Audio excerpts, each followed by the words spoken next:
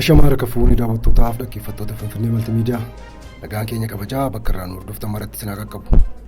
Harri guyyaan Sanbata Gurraandhala 26 bara 2022. Akkam jirtu? Oduu jajjaboo torban kanaa kan biyya keessaa fi alaa qabannee dhiyaanneetii jirra. Hanga xumuraatti nu waliin xuraanaaf irraa keenya. Dursa oduu biyya keessaa. Lixa Oromiyaatti hidhattoonni naannoo Amaaraatii kaan haleellaa geggeessaniin lubbuun darbe.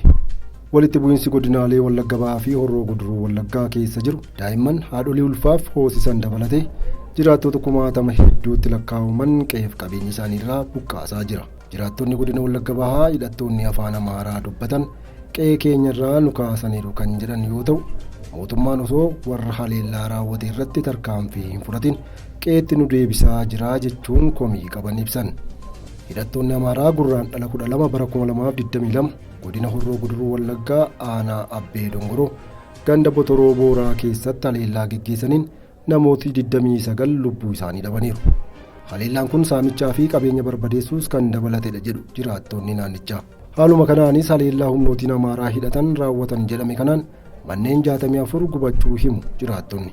Humnootiin Amaaraa hidhatan aanaalee Abbee Dongoroo fi Jaargadaa Jaartee irraa walitti dhufanii dubartootaa fi daa'imman dabalatee namoota 20 haala suukanneessaan kan ajjeesan ta'uu jiraattonni aanaa Abbee Dongoroo dubbataniiru. Akka jiraattonni naannichaa jedhanitti namoota reeffi argame malee namoota achi buuteen isaanii dhabamillee hedduu akka ta'ee fi dubartooti hedduunis hidhattoota kanneeniin humnaan guutamanii deemaniiru jechuun gocha humnooti Amaaraa hidhataniin raawwatame ifoomsaniiru. Amajji darbe mootummaan naannoo Oromiyaa namoonni 128 ol ta'an hidhattoota finxaaleeyyii afaan Amaaraa dubbataniin godina Wallagga Bahaa aanaa Gutoo Giddaa irraa buqqa'uu isaanii beeksiseeti ture. Oduma wal fakkaatuun aanaa Limmoo keessattis hidhattoonni afaan Amaaraa dubbatan haleellaa kan geggeessan yoo ta'u, jiraattonni aanichaa akka himanitti amajji 24 bara 2022 subii ganamaa hidhattoonni afaan Amaaraa dubbatan ganda isaanii irratti haleellaa akka bananii fi hidhattoonni kunneen saamichaa fi manneen nama keessa jiru waliin gubaa akka turan illee ni dubbatu.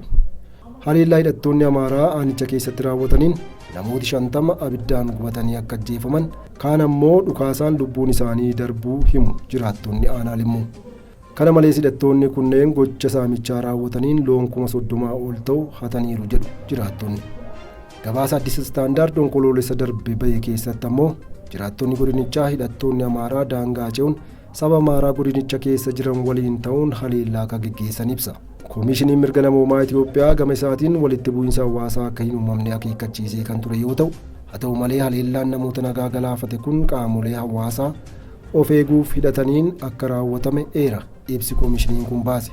Bulchaa godina Wallagga Bahaa kan ta'an obbo Alamaayyoo Tasfaayee gama isaaniitiin godina Wallagga Bahaa bakka garaagaraa keessatti sababa rakkoo nageenyaa finxaaleeyyiin Amaaraa Gumuzii fi waraanni bilisummaa Oromoo kan mootummaan shanee jedhee waamu qaqqabsiisaniin jiraattonni hedduun qe'eef qabeenya isaanii dhiisanii baqachuu fi qabeenyi isaaniis manca'uu kan himan yoo ta'u, rakkoo nageenyaa kanaanis namooti 128 fi 200 caalan lubbuu isaanii oolfachuuf baqatanii rakkoo hammaataa keessa jiru jedhaniiru.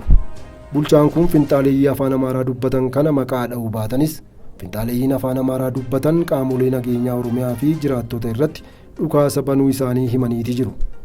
Jiraattonni godinichaa aanaa adda addaa irraa buqqa'an akka jedhanitti qaamoti bulchiinsaa fi qaamoleen nageenyaa dhimma isaanii furuuf akka hin yaalle akkasumas ammallee sodaa keessa jiraachuu isaanii himu. Jiraattonni qe'eef qabeenya isaanii irraa buqqa'anii jiranitti dabaluudhaanis namootni akka kana raawwatan seeratti akka nuuf dhiyaatan barbaannaa jedhaniiru. Bitootessa bara 2021ttis godina Horroo Guduruu Wallaggaa aanaa Abbee Dongoroo ganda Dabbis jedhamtu keessatti haleellaa qaamoleen Amaaraa hidhatan raawwataniin namootni 22 ajjeefamuu fi namooti 21 ta'an ammoo ukkaamsamanii fudhatamuu isaanii BBC'n gabaasee kan ture ta'uun isaanii yaadatama. Hidhaan haaromsa Itoophiyaa annisaa elektirikii maddisiisuu eegaluun mormii kaase. Ministeerri Hajaa Alaa Misirii hidha haaromsaarraa annisaa elektirikii maddisiisuu eegaluun qajeeltowwan waliigaltee biyyootaa kan cabsudha jechuun Masiriin akka tarkaanfii Itoophiyaa mormitu ibse. Ministeerichi ibsa tibbana baaseen Itoophiyaan hidha kanarraa annisaa maddisiisuu eegaluun qajeeltowwan waliigaltee Sudaanii fi Masirii waliin irra ga'amee ture kan faalleessudha jedheera. Mootummaan Sudaanis gama isaan tarkaanfii Itoophiyaan fudhatte kana mormeera. Sudaan hidhi haaromsaa hammeentaa bishaanii na jalaa hir'isa jechuun sodaa qabdu ibsaa turteetti. Barruun Alshaayee jedhamu qondaala ministeera dhimma alaa Sudaan Omar Al-Faaruq waabeffachuun akka gabaasetti Sudaan hidha haaromsaarraa annisaan elektirikii maddisiifamuu eegaluurraa mormii cimaa qabdi. Tarkaanfiin Itoophiyaa miira waliin hojjechuuf uumamee tureen faallaadha jechuun qondaalli kun miidiyaatti himaniiru. Akkaataa guutiinsa bishaanii fi opereeshinii hidha kanaa irratti ejjennoon Sudaan yoomuu hin jijjiiramu.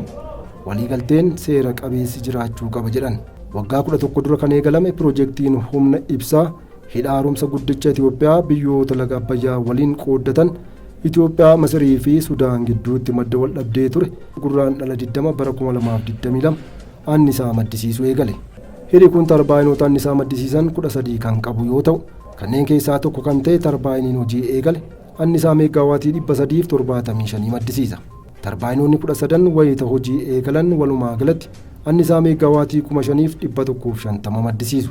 Itoophiyaan hidha kanarraa annisaa maddisiisuu eegaluun murteen kophaa ishee murteessite waliigaltee kan cabse kan jette Masiriin kanaan duras wayita Itoophiyaan bishaan guuttu komii wal fakkaataa dhiyeessitee kan turte ta'uun ishee ni yaadatama.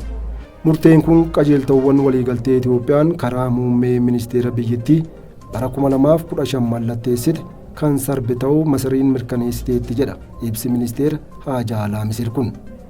Oduu keenya alaatti yoo ceenu biyyi baha Afrikaa keessatti argamtuu fi ollaa Itoophiyaa taate Keeniyaan soolaara fayyadamuun yeroo bonaa midhaan facaasuu jalqabdee jirti. Kunis teeknooloojii soolaar siistamii fayyadamuun jireenya hanqina nyaataa hir'isuu irratti gahee guddaa qaba jedhameera.